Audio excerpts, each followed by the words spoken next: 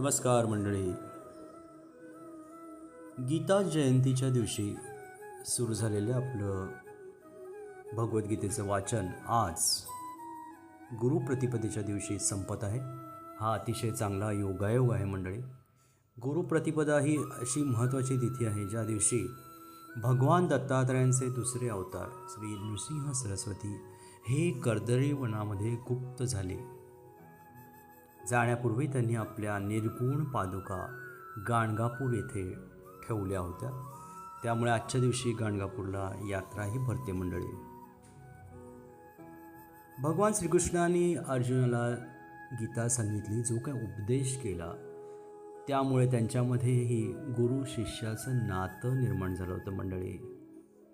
त्यामुळे आजच्या आपल्या या भगवद्गीता वाचनाच्या सांगतेस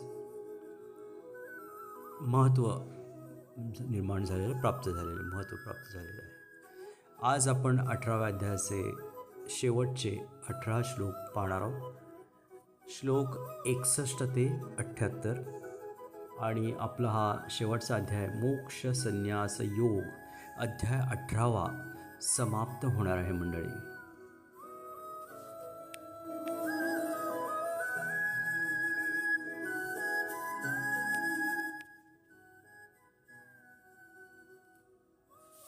ईश्वरः सर्वभूतानां हृद्देशे अर्जुन तिष्ठति भ्रामयन् सर्वभूतानि यंत्र आरूढानि मायया. हे अर्जुन, परमेश्वर प्रत्येक जीवाच्या हृदयात स्थित आहे आणि तो सर्व जीवांचे भ्रमण निर्देशित करीत आहे. हे सर्व जीव मायेने बनवलेल्या यंत्रावर आरूढ आहेत. तमेव शरणं गच्छ सर्वभावेन भारत तत्प्रसादात् परां शांतीं स्थानं प्राप्स्यसि शाश्वतम्. हे भारता, पूर्णपणे त्या परमेश्वराला शरण जा. त्याच्या कृपेने तुला दिव्य शांती आणि सनातन परमधामाची प्राप्ती होईल. इति ते ज्ञानम् आख्यातं गुह्याद् गुह्यतरं मया विमृश्य एतत् अशेषेण यथा इच्छसी तथा कुरु. याप्रमाणे मी तुला अत्याधिक गुह्य ज्ञान सांगितले आहे. याचा पूर्ण विचार कर आणि तुझ्या इच्छेस जे येईल ते कर. सर्वगुह्यतमं भूयः शृणु मे परमं वचः इष्टोऽसि मे दृढमिति ततो वक्ष्यामि ते इदम्. तू माझा अतिशय प्रिय सखा असल्यामुळे मी तुला सर्व ज्ञानामधील अत्याधिक गुह्यतर असे परमश्रेष्ठ वचन पुन्हा सांगतो. तुझ्या हितार्थ असलेले हे परम गोपनीय ज्ञान आता माझ्याकडून ऐक. मन्मनाः भव मद्भक्तो मद्याजी मां नमस्कुरु मामे वैश्यसि सत्यं ते प्रतिजाने प्रियोऽसि मे. सदैव माझे चिंतन कर, माझा भक्त हो, माझे पूजन कर आणि मलाच नमस्कार कर. याप्रमाणे निश्चितपणे तू मला प्राप्त होशील. मी तुला हे प्रतिज्ञेने सांगतो, कारण तू माझा अत्यंत प्रिय सखा आहेस. सर्वधर्मान् परित्यज्य मामेकं शरणं व्रज अहं त्वां सर्वपापेभ्यो मोक्षयिष्यामि मा शुचः.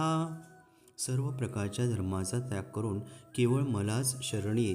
मी तुला सर्व पापांपासून मुक्त करीन. तू भयभीत होऊ नकोस.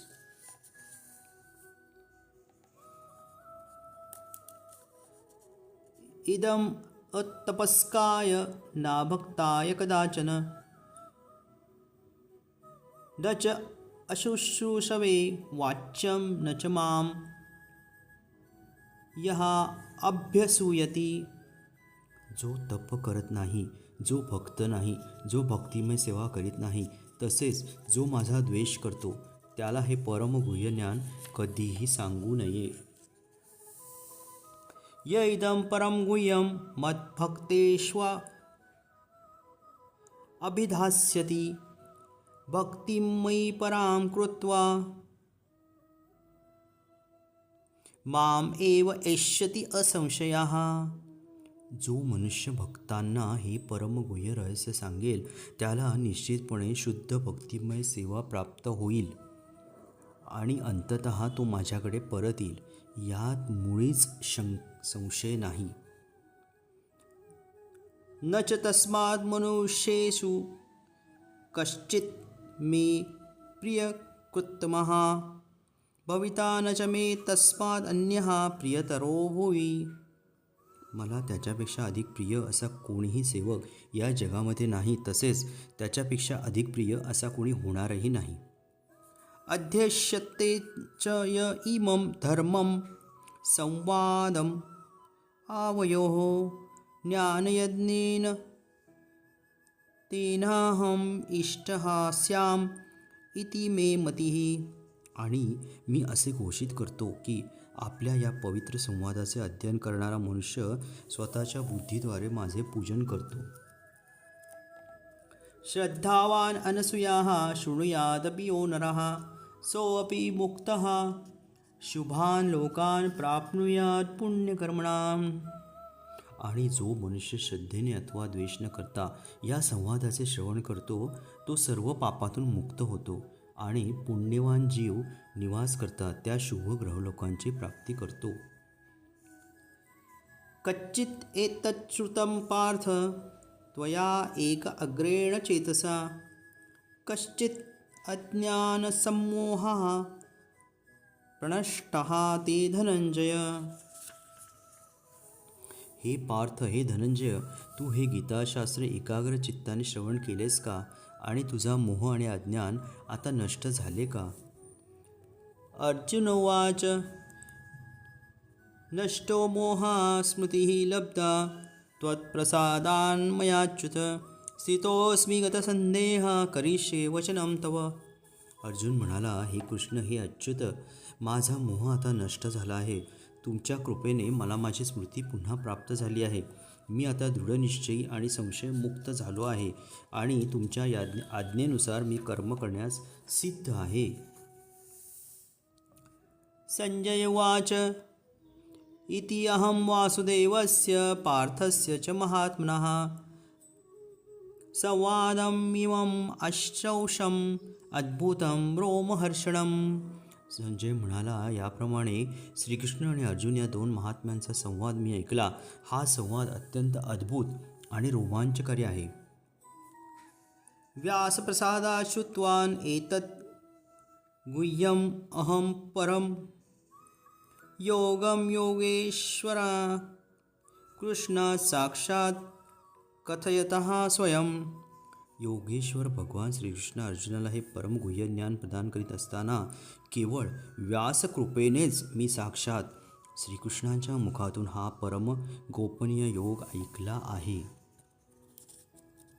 राजन् संस्मृत्य संवादम् इमम् अद्भुतं केशवार्जुनयोः पुण्यं हृष्यामि च मुहुर्मुहुः. हे राजन, श्रीकृष्ण आणि अर्जुन यांच्या या अद्भुत आणि पवित्र संवादाचे वारंवार स्मरण होऊन मला प्रतिक्षण पुन्हा पुन्हा हर्ष होत आहे. तच्च संस्मृत्य रूपम अति अद्भुतं हरेः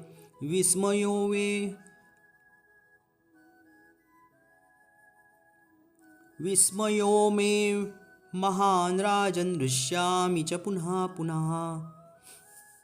हे राजन, भगवान श्रीकृष्णांचे अद्भुत रूप स्मरण केल्याने मला अधिकाधिक विस्मय होत आहे आणि पुन्हा पुन्हा हर्ष होत आहे.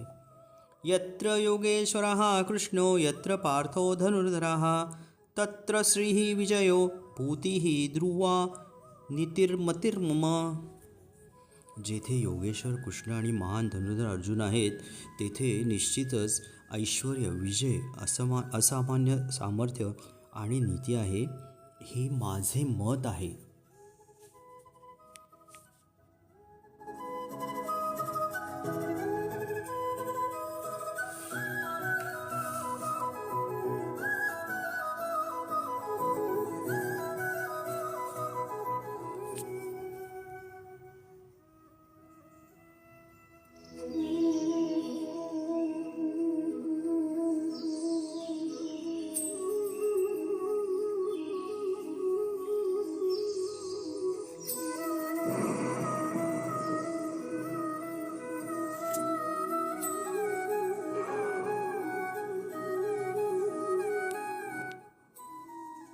अशा प्रकारे आपला हा 18वा अध्याय समाप्त होतो आहे.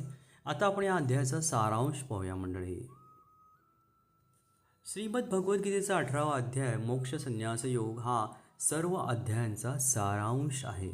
यात कृष्ण अर्जुनाला कर्मफळाचा त्याग, ज्ञान, कर्म आणि भक्ती यांचा समतोल साधून निष्क्रिय कर्मयोगी बनण्याचा संदेश देतो. संन्यास म्हणजे कर्मत्याग नसून फळाच्या अपेक्षेविना कर्तव्य करणे, गुणानुसार म्हणजेच सात्विक, राजस, तामस कर्माचे स्वरूप ओळखून ईश्वराप्रती समर्पण करणे हा मोक्षाचा मार्ग आहे.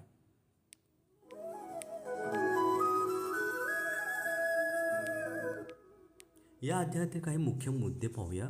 संन्यास आणि त्याग. खरा संन्यास म्हणजे कर्माचा त्याग नव्हे तर कर्माच्या फळाचा त्याग करणे मंडळी. 3 प्रकारचे त्याग कोणते आहेत? यज्ञ, दान आणि तप. या कर्मांचा त्याग न करता ती फळाची अपेक्षा न ठेवता निस्वार्थ करावीत. गुणांनुसार कर्म करावीत. सात्विक, राजस आणि तामस अशा 3 प्रकारच्या ज्ञान, कर्म आणि कर्त्यांचे सविस्तर वर्णन केले आहे. स्वतःच्या स्वभावाप्रमाणे म्हणजेच स्वधर्माप्रमाणे आपण कर्म करावे.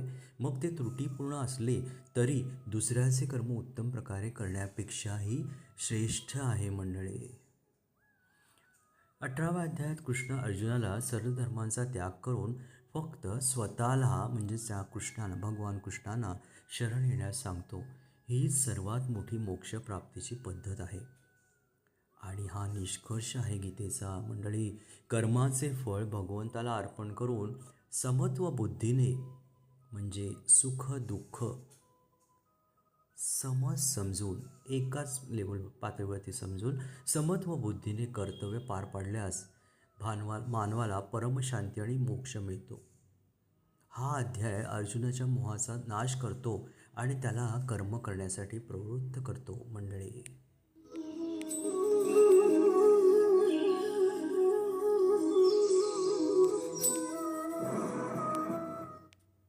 अशा प्रकारे आपला हा 18वा अध्याय सारांशासह संपलेला आहे. या पुढील भागांमध्ये आपण पहिल्या अध्यायापासून पूर्ण सर्व अध्यायांविषयी काही बोलणार आहोत. काही गोष्टी पाहणार आहोत ज्या आपल्या दैनंदिन व्यवहारामध्ये सुद्धा कशा उपयोगी पडू शकतात. तर अवश्य आपले अनुभवही गीतेविषयीचे आम्हाला जरूर कळवा. ओम नमो भगवते वासुदेवाय.